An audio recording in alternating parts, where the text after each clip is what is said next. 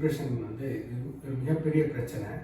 இதுக்கு மெயின் காரணம் என்னன்னு பார்த்தீங்கன்னா, உங்களுடைய மனம் பலவீனமாக இருக்கிறது தான் காரணம். ஸோ மனதை பலவீனப்படுத்துறதுலேருந்து சரியாக பண்ணுறதுக்கு நீங்கள் சரியான உறக்கத்தை ஃபஸ்ட்டு கொண்டு வரணும். இரவு 10 மணிக்கு தூங்கி காலம்புற 5 மணிக்கு எழும்பினீங்கனாலே பாதி மனச்சோர்வு கம்மியாயிடும். ரெண்டாவது, இந்த அமுக்ரான் கிழங்கு, அஸ்வகந்தா கேள்விப்பட்டிருக்கீங்களா?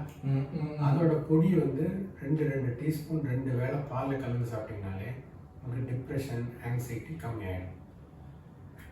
ஓகே, இதுலேயும் சரியாகலை அப்படின்னா அடுத்தது ஜாதிக்காய், கிராம்பு, அப்புறம் வந்து இந்த ஜாதிக்காய், கிராம்பு, கசகசா, இந்த 3த்தையும் மிக்ஸ் பண்ணி வச்சுட்டு ஒவ்வொரு டீஸ்பூன், காலையில் 1 டீஸ்பூன், சாயங்காலம் 1 டீஸ்பூன் பொடி பண்ணிவிட்டு காலையில் 1 ஸ்பூன், நைட்டில் 1 ஸ்பூன் சாப்பிட்டீங்கன்னா பாலில் கலந்து சாப்பிட்டீங்கன்னா அந்த ஆங்ஸைட்டி, டிப்ரெஷன் கம்மியாகிடும்.